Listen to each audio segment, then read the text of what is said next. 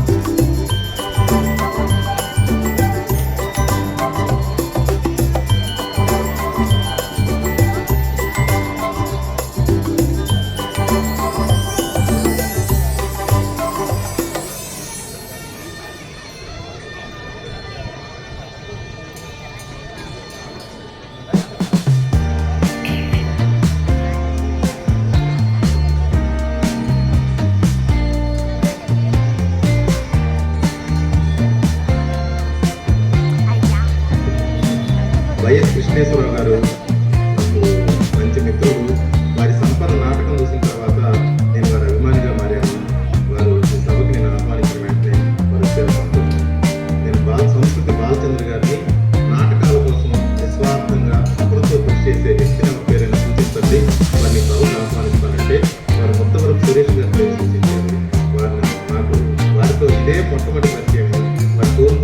అడిగాను, వాట్సాప్ ద్వారా మెసేజ్ పంపాను.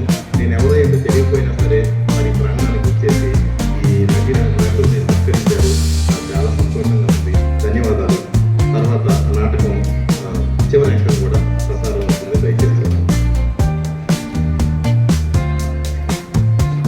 నివారించదగిన కారణాల వల్లే ఆలస్యానికి ప్రధానమైన కారణం మన రూపాన్ని మార్చుకోవడం. ఈ బృందావన్ గార్డెన్స్ వెంకటేశ్వర స్వామి ఆలయం గుంటూరులో ప్రదర్శించాలి అని అనుకోవడమే ఒక స్వప్నం.